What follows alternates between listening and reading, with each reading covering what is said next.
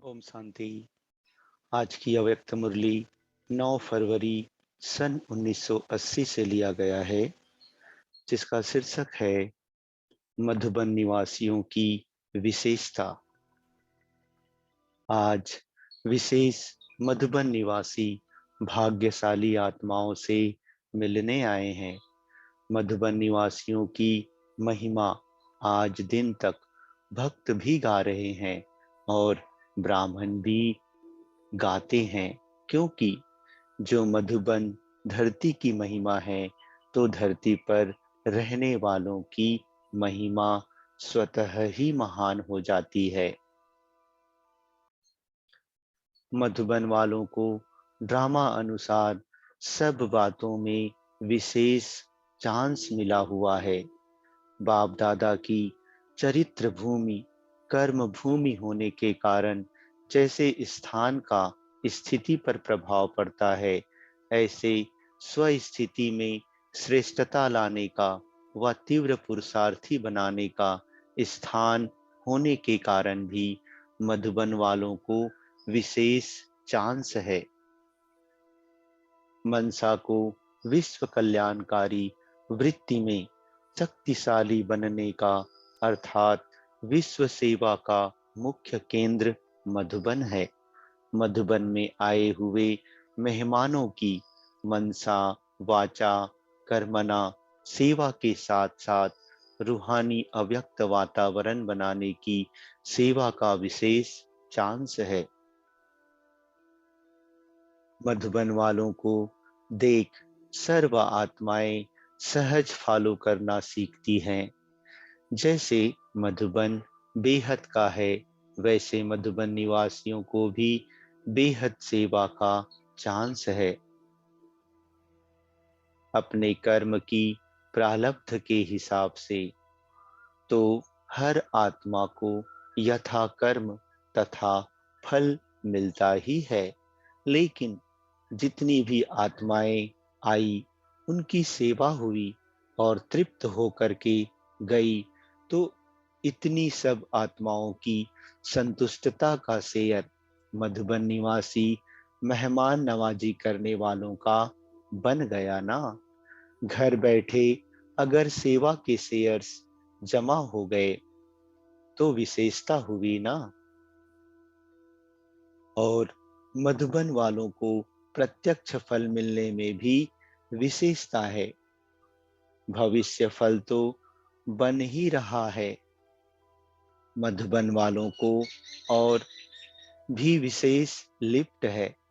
बाप दादा की पालना तो मिलती ही है, लेकिन साकार रूप में निमित्त बनी हुई श्रेष्ठ आत्माओं की भी पालना मिलती है, तो डबल पालना की लिप्ट है और बना बनाया सब साधन प्राप्त होता है। तो ऐसे श्रेष्ठ भाग्यशाली अपना श्रेष्ठ भाग्य जान सेवा के निमित्त बन चलते हो।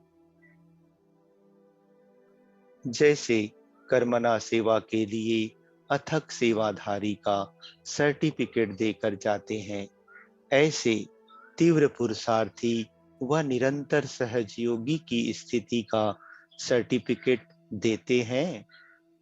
दोनों सर्टिफिकेट साथ साथ मिले तब कहेंगे यज्ञ की समाप्ति समीप है।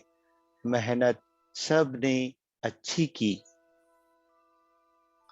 रात दिन जिन्होंने सेवा के कार्य में अपना तन मन और शक्तियों का खजाना लगाया, ऐसे बच्चों को बाप दादा भी मुबारक देते हैं। त्याग वालों को भाग्य नेचुरल खुशी के रूप में और हल्केपन की अनुभूति के रूप में उसी समय ही प्राप्त होता रहता है।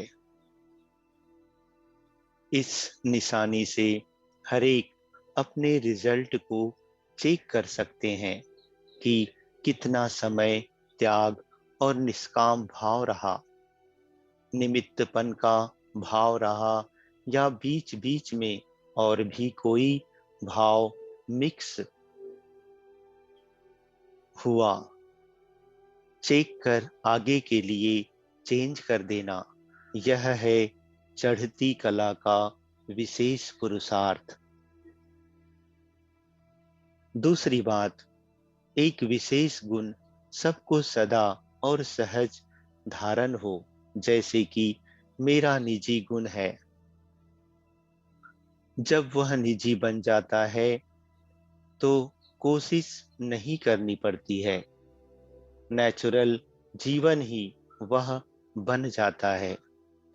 वह विशेष गुण है एक दूसरे की कमजोरी ना धारण करो, ना वर्णन करो।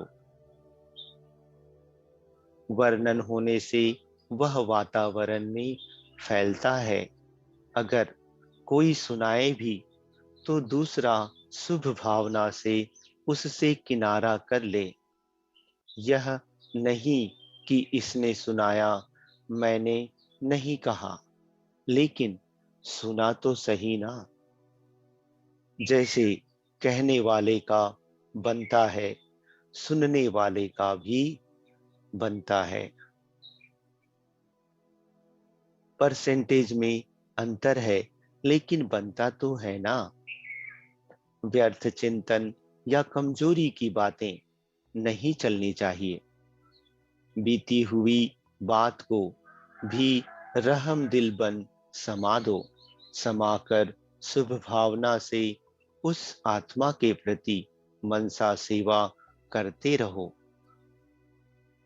जब पांच तत्वों के प्रति भी आपकी शुभ भावना है, ये तो फिर भी सहयोगी ब्राह्मण आत्माएं हैं।